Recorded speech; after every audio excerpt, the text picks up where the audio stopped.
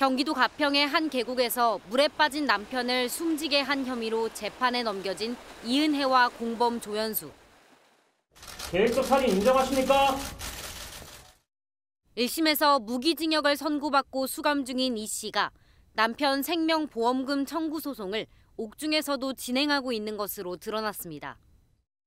이 씨와 공범 조 씨는 2019년 범행 이후 남편 명의로 가입한 생명보험금 8억 원을 보험사에 청구했습니다.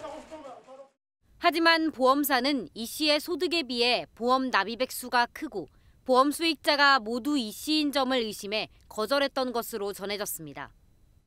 이후 이 씨는 2020년 11월 보험사를 상대로 한 보험금 청구 소송을 지금까지 이어왔습니다.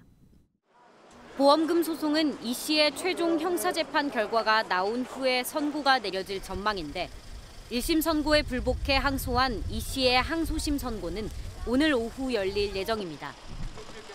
계곡살인 재판의 핵심은 직접 살인으로 볼 수 있느냐 하는 이른바 자귀에 의한 살인 여부였습니다. 이은혜와 조연수가 이은혜 남편을 직접적 행위로 죽이진 않았지만 검찰은 전후 정황을 보면 직접 살인으로 볼 수 있다고 봤습니다.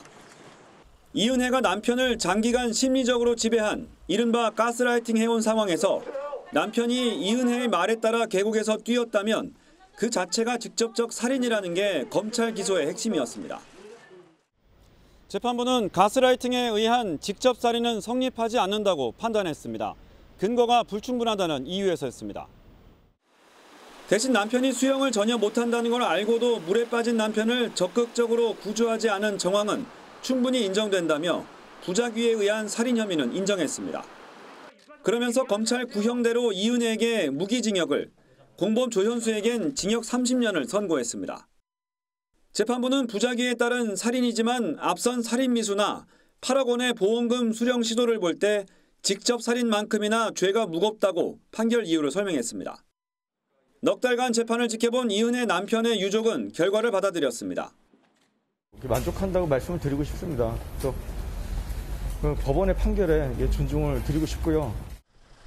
재판부는 징역형과 함께 두 사람에게 출소 후 20년간 전자발찌 부착도 명령했습니다. MBN 뉴스 노승환입니다. 경기도 가평의 한 계곡에서 물에 빠진 남편을 숨지게 한 혐의로 재판에 넘겨진 이은혜와 공범 조연수. 인천지방법원은 오늘 살인 혐의 등으로 이들에 대한 선고 공판을 진행합니다. 검찰은 지난달 30일 이들에게 무기징역을 구형했습니다. 검찰은 거액의 생명보험금을 노린 한탕주의에 빠져 사고사를 위장해 피해자를 계획적으로 살해했다고 구형 이유를 밝혔습니다. 할 수 있는 게 무기 아니면 사형밖에 없기 때문에 그 부분에 대해서 만족합니다. 많은 분들이 고생을 많이 해주셔가지고 고맙습니다. 한편 이번 선고는 심리지배에 해당하는 가스라이팅과 관련된 새 법리가 만들어질 수도 있다는 점에서 주목받고 있습니다. 검찰은 이 씨가 피해자를 가스라이팅해 수영을 하지 못함에도 계곡물로 뛰어들게 하였기 때문에 직접 살인에 해당한다고 주장하고 있습니다. 법원이 이 씨와 조 씨의 범행을 직접 살인으로 판단하면 심리적 지배를 통한 살인도 직접 살인에 해당하는 국내 첫 판례가 될 것으로 보입니다. 지난 2019년 2월과 5월 두 번의 살인 미수, 그리고 6월 30일 남편 윤모 씨를 3m 깊이의 계곡물에 뛰어들게 해 살해하고 8억 원의 사망보험금을 부당 수령하려 한 혐의를 받는 이은혜와 공범 조연수. 첫 재판은 검찰이 법정에서 공소사실만 밝히고 20여 분 만에 끝났습니다. 이은혜와 조연수는 검찰의 증거 기록을 보지 못했다며 혐의 인정 여부를 밝히지 않았습니다. 법원을 찾은 피해자 유족은 어렵게 말문을 열었습니다. 예전에 봤던 정보들이나 자료들인데 그거를 또 한번 듣다 보니까 가슴이 아픕니다.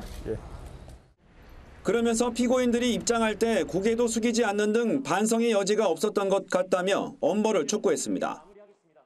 지난 3년 동안 저희가 겪었던 고통, 이은혜, 조연수 그 사람들이 다시금 저희와 똑같이 그렇게 동일하게 그렇게 겪었으면 하는 마음입니다. 네.